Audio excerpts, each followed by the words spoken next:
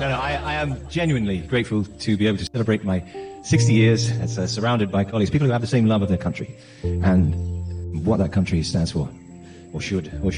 You know, a nation's security service is the truest expression of itself. You know, we are its soldiers and its priests, and as such we have a choice. We can serve blindly, whatever the occasion, or we can take a view.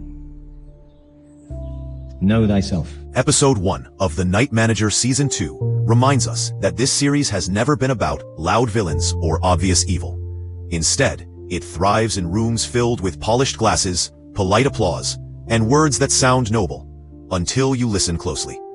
The scene unfolds at what should be a celebratory occasion. A toast, polite smiles, clinking glasses, and the illusion of honor.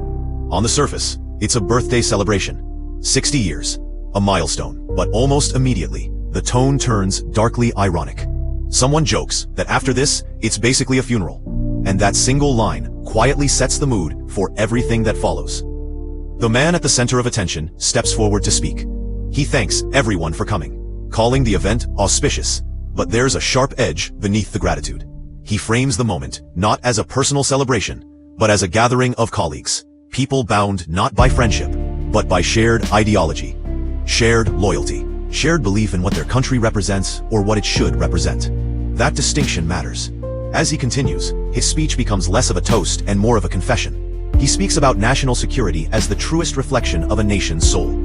Intelligence services, he claims, are not just defenders, they are both soldiers and priests, enforcers and believers, men who protect secrets and shape morality from the shadows. And then comes the real warning. He says they all have a choice, to serve blindly no matter the circumstances, or to take a view, to think, to question, to truly know thyself. In a show like The Night Manager, that line lands hard, because we know what happens when people stop questioning, when loyalty replaces conscience, when patriotism becomes an excuse instead of a principle. This isn't just a speech, it's a philosophical battleground being laid out in real time. And just when the moment feels heavy enough to crack, he dismisses them with crude humor, tells them to get drunk, to celebrate, to laugh it off. But the damage is already done. This opening episode isn't about action, it's about alignment. It's about reminding us that the most dangerous people in this world don't see themselves as villains. They see themselves as guardians, as necessary evils, as men doing what must be done for the greater good. Season 2 is making its intentions clear early. The threats ahead won't come charging through the door. They'll raise a glass, give a speech, and convince you they're on your side, right up until the moment you realize you've already crossed the line with them. And just like that, The Night Manager pulls us back into its world, where power speaks softly, morality bends quietly, and the real battles begin long before the first shot is fired.